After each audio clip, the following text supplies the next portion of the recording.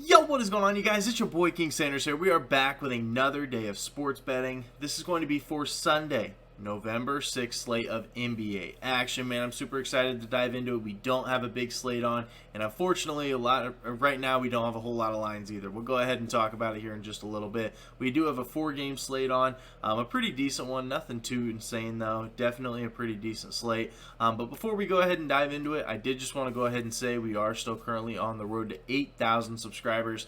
So if you guys are new, we're less than 150 subs away. Make sure that if you guys are new, that you guys do like, comment, subscribe, turn on that notification bell so you guys know whenever I post.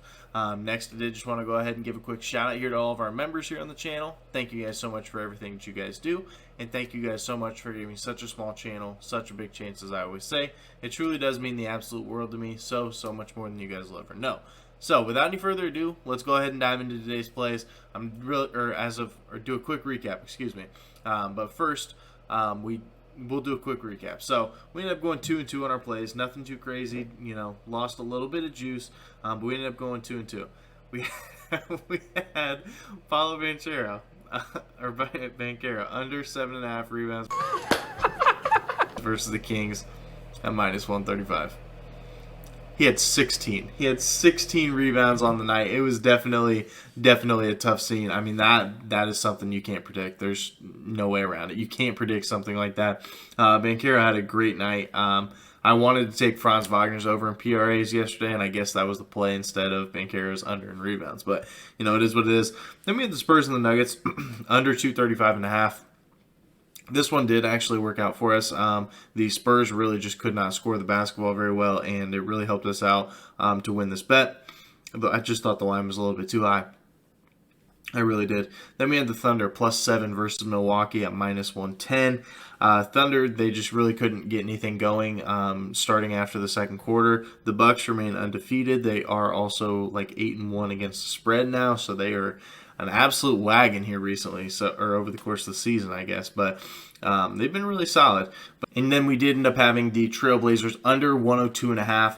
They literally only scored 82 points. So that one was an absolutely sweat-free bet. I absolutely loved that play, and it ended up working out here for us as well. So ended up going 2-2 on our plays. Shout out JP for the giveaway winner. Ended up getting that $20. Like I said, just hit me up in the comment section once again, and we'll go ahead and get something figured out when it comes to the actual payment as well. So, but without any further ado, as of right now, which I'm recording this at currently 3 a.m. in the morning, or 3 a.m. as you can tell.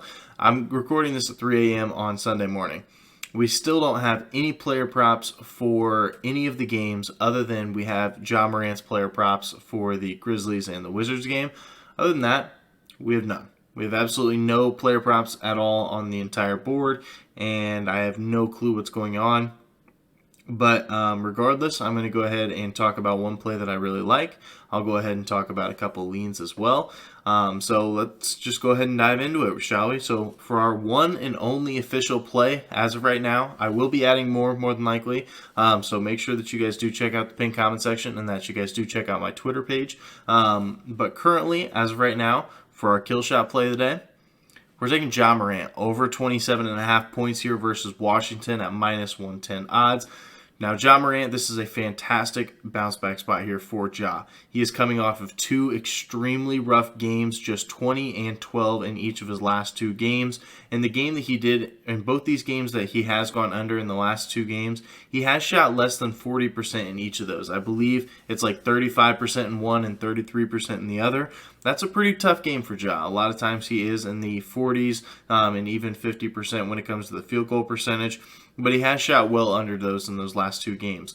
And in the last 3 games, Washington, they have not necessarily been a great defensive team. I know that if you look at their season stats, they've been pretty solid. But in their last 3 games, Washington actually allows the most points per game to opposing teams just in general.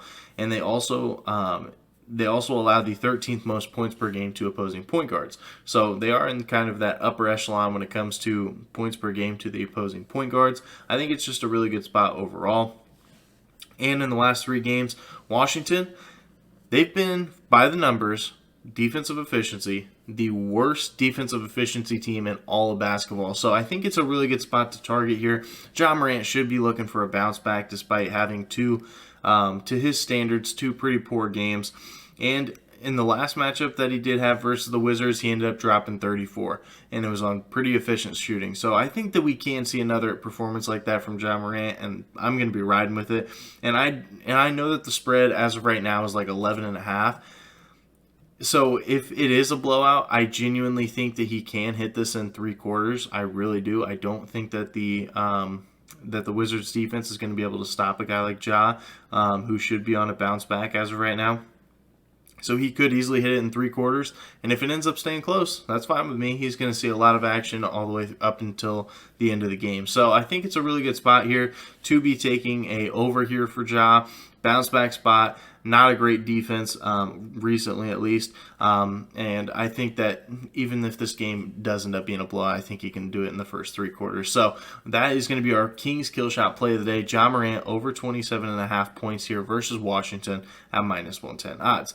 Now that's the only line that we end up having. I mean, we have all of Ja Morant's player props, but that's just about it. So I'm going to be talking about a couple other leans that I do have. So the first one that we are going to be having is going to be Jared Allen's over in literally whatever. It can be PRAs. I'll probably take PRAs if it's a pretty decent line. But I do like I do like Jared Allen's PRA line just because, one, he's going up against the Lakers. The Lakers, they allow the most rebounds per game just in general to teams. And so Jared Allen should feast in that regard, and I think he can get the points done as well. I just think it's overall a pretty decent spot to be targeting. I think he should have a pretty big night. I also do like Vucevic over in rebounds versus the Raptors.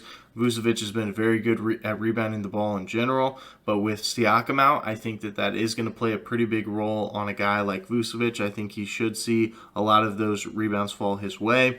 But that's pretty much it. I mean, I think that the Clippers also do have a bounce back spot. So if you do want a spread lean, I do like the Clippers spread. I think that they do have a bounce back, especially with Paul George playing.